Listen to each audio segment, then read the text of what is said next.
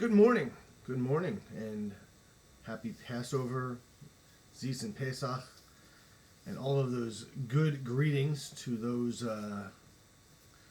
of my Jewish persuasion.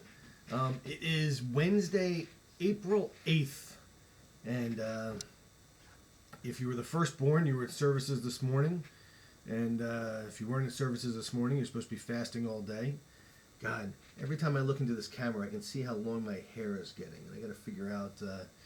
I may have to shave this. Last time I shaved my own head was I think the week of my sister's wedding, and that's a few years ago, 30 something to be exact. I don't know. I'll have to ask her because that's April 24th. This month is her anniversary. So so tonight Passover starts, and it's funny. I put up a post yesterday on Facebook. To me, Passover always was kind of the beginning of spring. And it was always a great time because, aside from the fact, we usually had off from school. When I grew up, school vacations always coincided between Passover and Easter. They were usually the same. Doesn't always work out that way anymore. But, I got to be home and I got to experience Passover with my mom. And it was a family event. From taking down, and so if you don't know, so I grew up in a kosher household, not just a Jewish household. So we had different dishes and silverware and pots and pans for meat as we did for dairy. And when Passover came, you packed up all of those pots and pans and all of those dishes and silverware, and you put them aside, and you took down, I went to the garage, and I would have to climb up on the ladder, and I would hand the boxes down to my mom. Later in years, I would grab the box and walk down the ladder and put it down and back and forth. That was before I put on my COVID-19 pounds. And it was just, and then the house would just smell like Passover. You would smell soup, and you would smell brisket, and you would smell chicken, and you would smell charoset. So charoset is, I should have brought my Seder plate up. It's on the table right now. And it is a mixture of apples, nuts, walnuts, wine, cinnamon. Some people put pears in. Some people put honey in. And you kind of mix it all together and you blend it up. And it makes this mixture that is basically similar to the mortar that the Jewish people used in Egypt to make the pyramids and make the blocks and make the brick to build everything when they were slaves in Egypt. And so I made that, and so the house would always smell, and it was always a great time because I used to get to work in the kitchen. And these days, and I wonder what my mom would do today, but in those days, we didn't have a blender, we didn't have a food processor. It wasn't until late that my mom even had a microwave. So I would sit there and I would chop the walnuts. I would chop the apples. My mom would make for my uncle eggs and onions. And I would chop the eggs and I would chop the onions and my eyes would tear.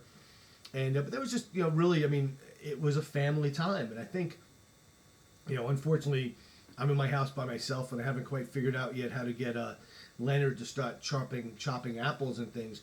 But this holiday, I think this year, we get that opportunity for family. Though we don't get the big extended family. We would, at my mom's dinner table, my uncle and the family would come. My aunts from Brooklyn would come. Everybody came for Passover. Everybody was around the table. And we always had guests. My mom would invite everybody. And then the second night, it was either one of the two nights, we would go next door to the Berkowitzes. And so Mr. and Mrs. Berkowitz and Cindy and Janet and Aunt Millie and Uncle Albert. Wow, I can remember these names. And Leonard and Robert and all the animals in the world would all be there. And we would have Passover Seder next door. These were all great traditions, which this year are a little skewed. So tonight will be a family Seder, but it will be virtually. my sister's family going to come together. You know, I'm actually going to have my friends, Adam and Dana Puhark, and their kids. You know, so always bring people to the table who may not have been to a Passover Seder before, so they're going to be with us. Debbie, hopefully Joey, we'll all come around the computer, and we'll have a virtual Seder tonight. But it'd be nice. So I've been cooking, and actually I showed my sister, and I don't know if you're going to be able to see this, but you know, I made my table is already, can you see that? Already set. I got the Seder plate in the middle there. I got my wine glass. So the silver one is actually my bar mitzvah glass. You can see the Seder plate behind it. And that's Miriam's cup, which my mom made moons ago, that I still have. And actually those are my parents' wedding dishes I still have. I think, or my sister may correct me, it might be my grandparents' dishes, I'm not quite sure. And my mom's candlesticks in the back. But I started this by saying, I put a post up on Facebook of this. So that is my matzo ball soup for this year. My balls look perfect. And they floated to the top, which means they're light. I like to cook my matzo balls in my chicken soup, in my my soup, because it gets the taste of the soup. And that pot,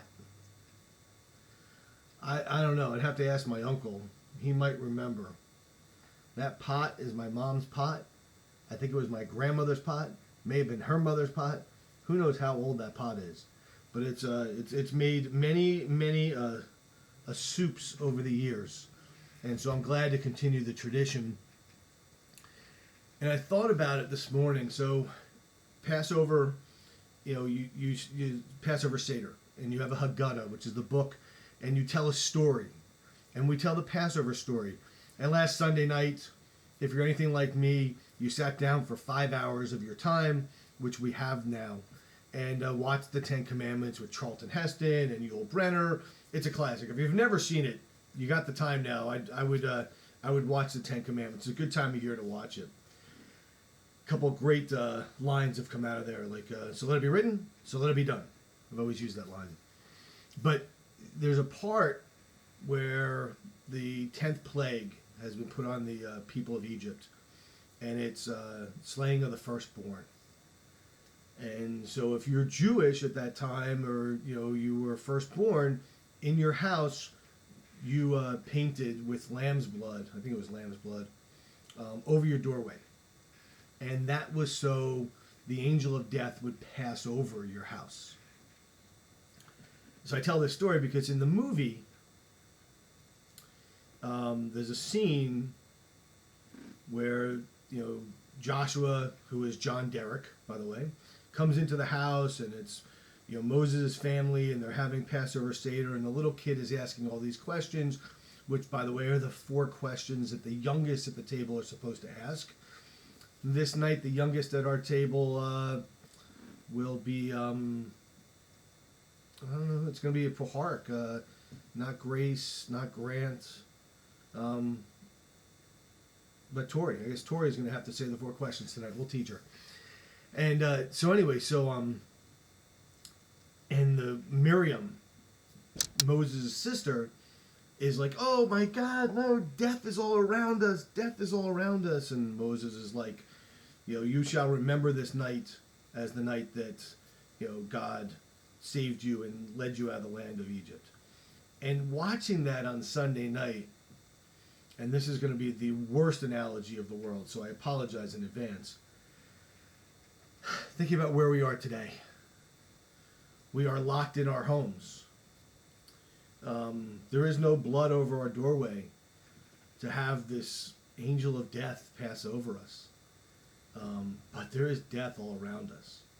I mean, you see these numbers. You talk about the peak. You talk about the curve. You talk about all these things, but there are people who are dying every day in this country and in this world. And is it going to lead us out of the land? It's going to lead us to a different future. I think this is, you know, if we all make it through, and who makes it through, I think this has changed the world forever. I know it's definitely changed me. I, walk into a restaurant to see my friends. First thing I do is I hug them. Am I going to do that for now on? Am I going to look at people differently? Are people going to walk around with masks on their face? Is that going to now be common? Hand sanitizers, man, should have bought stock in that company, whatever company it is. But, it's, we're going to tell a story tonight, which is 5,000 years old, 3,000 years old, whatever the number is. 20 years from now, we're going to tell a story about 2020, about how we were locked in our houses. God willing, we're all still here. And think about how we made it out and how we made it through. Hopefully it's going to be soon, because I'm sure you're sick of seeing my videos. But my videos will continue on afterwards, as long as I continue on afterwards.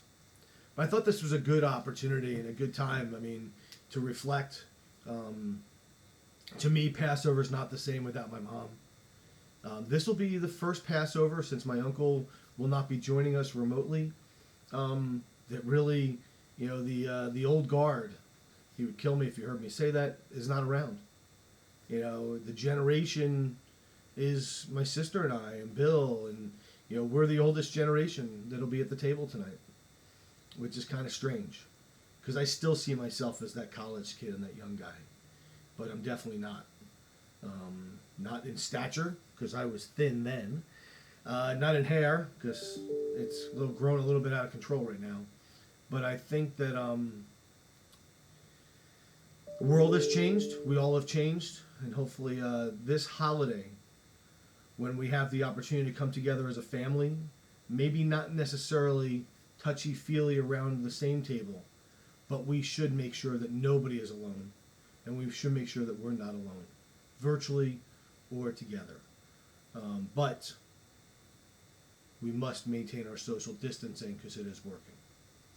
So with that, I wish all of my Jewish friends a very happy Passover, Zis Pesach, have a very good Seder. And if I don't do another one of these, I wish all of my Christian friends a very happy Easter. May this year be a year that we spring and we have rebirth and we have, a bright future. Because some of these days right now seem pretty damn dim. Wish you all well. Till the next time. Bye-bye.